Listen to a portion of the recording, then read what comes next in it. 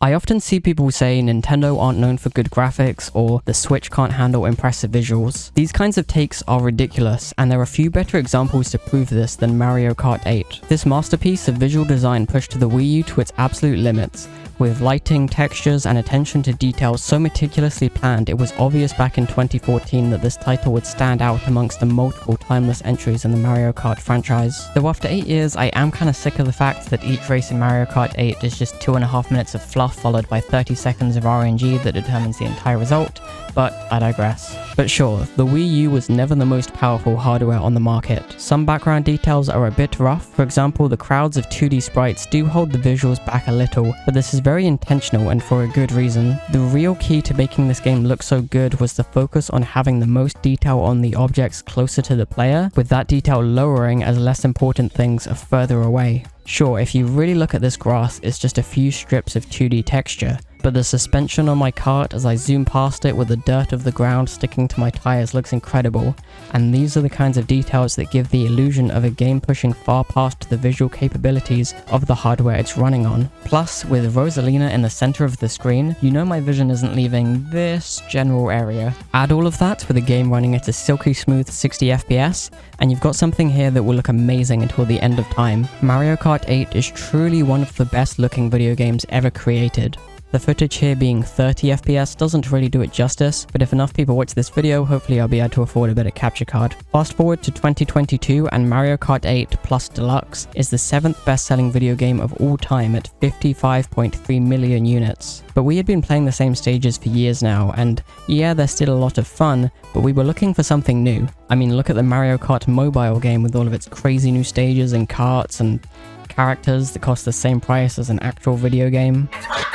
I won't get too much into speculation about whether or not Mario Kart 9 should have been released on the Switch, but what's clear is that Mario Kart 8 was immensely successful, and it had been a huge amount of time with no new Mario Kart content for Nintendo consoles. And so Nintendo came up with a plan. Take the stages from Mario Kart's tour, brush them up a little, and move them over to Mario Kart 8. And yeah, pretty smart idea honestly. Some will argue that this is lazy on Nintendo's part, but I think it's important to keep in mind the reality of time and money management. Sure, they could have given us completely new stages with as much detail as the originals, but we'd get far less this way, and the Mario Kart's tour content would have been left behind on mobile platforms. Plus, Mario Kart 8 is old now, and honestly so is the Switch.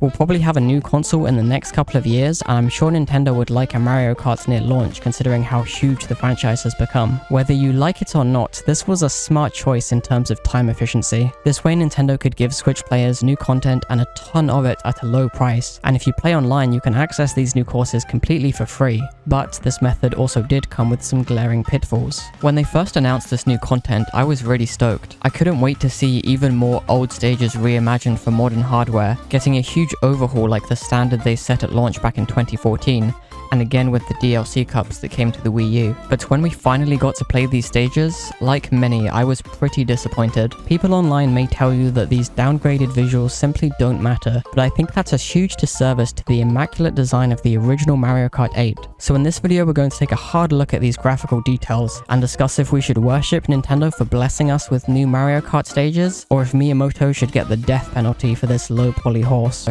First, let's talk about one of the most controversial parts of the booster course paths, the grass. You might think it simply doesn't matter since it's just grass, right? But when said grass is 90% of what's on screen, I think it's fair to notice that something looks off here. Here's the thing, the grass in Mario Kart 8 was never particularly in-depth. In most stages, it's a flat texture that's just detailed enough to look convincing without being too taxing on the hardware. And as previously mentioned, flowers and grass line the track to give it a little bit more depth. When we compare this to the new tracks, however, everything is handled differently. The grass texture does a similar job, but it's far more basic and could easily be mistaken for a carpet or any green surface, honestly. And the additional details are completely different too. Notice how these shrubs are huge compared to the original, but with far less detail. It's the same with the flowers, they look closer to giant Lego pieces than actual greenery.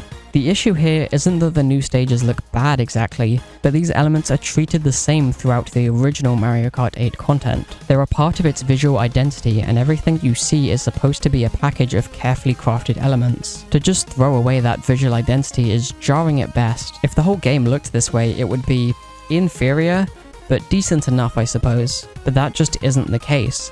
And when enough people say this stark change in visuals bugs them, I think that needs to be taken seriously. Maybe I'm naive and I'm certainly not a game developer, but would it have really been that much harder to use the original Mario Kart 8 assets for these stages? The YouTube channel Reubs is making a Simpsons hit and run remake, and in this series he uses Unreal Engine to simply swap out assets in seconds. Again, I know I don't really know what I'm talking about here, but surely something along those lines should have been possible in this case. And speaking of the scale of those flowers, have you ever noticed how small the characters actually are in Mario Kart? I never noticed it in normal gameplay before, but when you sit next to an object that you can assume the size of, it becomes clear that these are closer to remote control cars than real people. Even in previous games, you can see how small we are compared to the doors in Delfino Plaza. I'm not sure if the developers wanted the characters to feel like toys, or if it's to make these stage elements easier to see as you race past them, but it is pretty interesting. Look how much smaller the playable Toad is than the Toads on the sidelines, or how much bigger this kart is than the actual karts that you race in. Though I think this is important because it was never really brought to my attention before, but these new DLC stages make it stand out far more than it used to. Rosalina's supposed to be like 7 foot tall, but you're telling me she couldn't even reach the seat of this bike? When you look at Mario Kart's tour, the tracks are much more narrow as they're only designed for 8 players, and this makes a lot of sense for a narrow phone screen as well. The characters are still small, but the scale doesn't feel quite that confusing here. Going back to Mario Kart 8, they needed the roads to be far wider, and so it seems they simply scaled up the entire map. Notice how in Tour your character is about the size of this table, but in 8 you're about 50% smaller. To be clear, I actually like most of the new stages. They're pretty fun for the most part, and I appreciate the creative way they've redesigned stages, like making the tunnel in Calamari Desert part of the course now. Though this giant ramp only loads in off-screen, so I wanted to see what the animation for it appearing would look like, and there just isn't one. It only loads in from your perspective, so if you stay behind, the other racers will just start flying. Because of this, Lakitu is also particularly strict about not letting you go backwards on this stage. And by the way, this is a great example of a stage that looks pretty good in Mario Kart 8. It's quite barren and flat, but since it's a desert anyway, that doesn't feel like much of a downgrade. Here's a cool detail on the bridge in Tokyo Blur. This is based on the Rainbow Bridge in Tokyo, which has some kind of thing going on right here. The developers saw this and created a cool design where it just looks like part of the bridge from certain angles, but when seen from the front it looks like a coin. Pretty neat. Also, I know you can get anything from a vending machine in Japan, but 100% organic antifreeze is not something you should be drinking, guys. Did you notice Ninja Hideaway is a dojo owned by Wario? It's not as in your face as other stages, but there's sneaky Wario motifs like his mustache and nose, and hidden garlic shapes all over the place. Now, let's go back to the 2D sprites I mentioned earlier. These were a smart way to create the feeling of far more going on than the console could render. Just look at the immense amount of these in Mario Kart Stadium. It really brings life to the stage. And while you can tell these are just 2D objects, ones in key areas that you're likely to see the side of will always face you, to make the illusion of them being 3D just a little bit stronger. This isn't done in the new stages. There's far less effort made to mask the fact that these are 2D objects, and they're also used far more liberally. This area in the Sydney stage is particularly bad and completely breaks the illusion for no good reason. We know there could be 3D models here because other stages, for example Mario Kart Stadium, has 26 Toads sitting close to each other right here. These new stages don't take advantage of the power of the Switch at all. They could have at least made sure these sprites face the camera so the illusion is a little bit harder to break, but they just didn't. Pop-in is also far more noticeable because of the lower detail. Something Mario Kart 8, and most games for that matter do, is render lower quality versions of an object when it's further away. If you pay close attention, you can see this Toad model is only swapped when you're pretty close to it, but this doesn't tend to jump out at you because, well, look at how much is going on here. On the other hand, these Toads are just sitting on some flat, lifeless textures, and it's far more noticeable when the model changes, even in regular gameplay. The point is, you can't simply change the art style of a game because that's not how the engine was designed to make things look good. They had optimized Mario Kart 8 for a specific look that would run as well as possible with the best visuals they could achieve, and these new stages simply don't fit into that. There's just an overall lack of polish if you start looking. All you need to do to see the bats on Choco Mountain spawn in is turn around. And for some reason the text on this DK truck is really messed up. The maps don't have much planning outside of the main track. Like here on Paris Promenade, the road leads to an abrupt dead end as soon as you look to the side.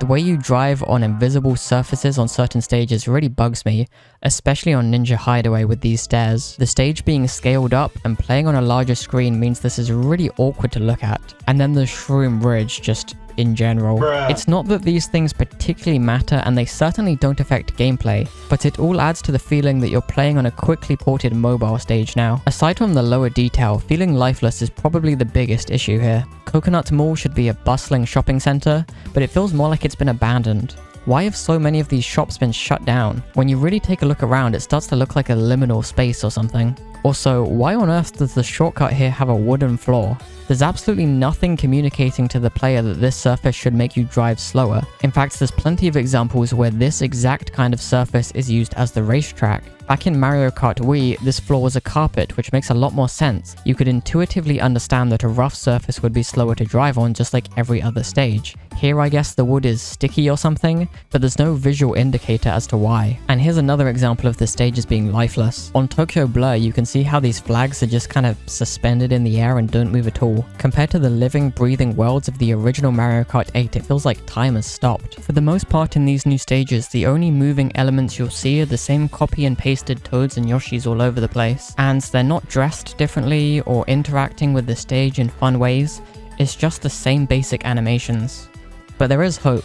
In New York Minute, these flags have been changed with moving ones, whereas this wasn't the case in Tour. In fact, most people seem to generally agree that the second batch of courses in the booster pass look better overall, although I think this might just be down to better picks that look great even with flat textures and low detail models, like Waluigi Pinball, Snowland, and the previously mentioned Calamari Desert. Though Mario Circuit 3 is extremely lame, and I hope boring choices like this are kept to a minimum. In the original stages, even the boring old ones were a ton of fun because they received not only huge visual overhauls, but gameplay changes too. And that brings us to the lack of any use of the anti-gravity mechanic. This made stages far more interesting and dynamic, and while not every stage needed to use it, a ton did, and this really helped keep things fresh. But by the time the booster pack courses are all out, less than 50% of the stages in the game are going to have any anti-gravity sections, which is weird to think about considering the mechanic was so key to Mario Kart 8's design it's represented in the logo. Again though, there is some hope here, and Nintendo clearly understands these points as well. Despite the claim that the booster course pass would only contain old stages, when Wave 2 was announced we were surprised with a seemingly new stage,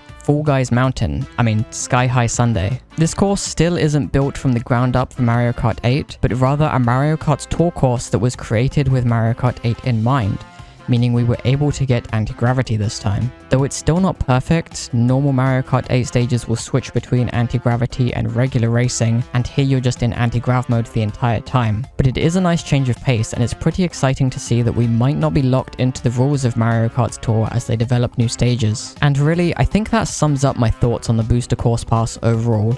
I'm hopeful. Yes, Nintendo clearly chose a method that resulted in more content of lower quality than we expect from Mario Kart 8, but the stages themselves are generally well designed with some cool details, even if they're lower quality once you get close. And some stages just look great with the improved lighting of Mario Kart 8. Nintendo are well aware of the visual problems with these courses. The artists who worked so hard to make the original Mario Kart 8 look so good didn't get such an amazing result by accident. They're amazing at what they do, and they know this isn't a perfect result. But still, it's alright. Especially for the sheer amount of content being added, I think I can accept this as a situation with pros and cons, but an overall decent package. They've also gone back and updated previously added stages, like the release of Wave 2 adding movement to the cars on Coconut Mall, which is a huge improvement. So what do you think? Do you love the new DLC stages? Do you hate them? Or are you somewhere in the middle like me? And here's a quick bonus for those of you who have watched all the way to the end. On Sky Garden, there's a tiny little mushroom down here that you would never see in regular gameplay.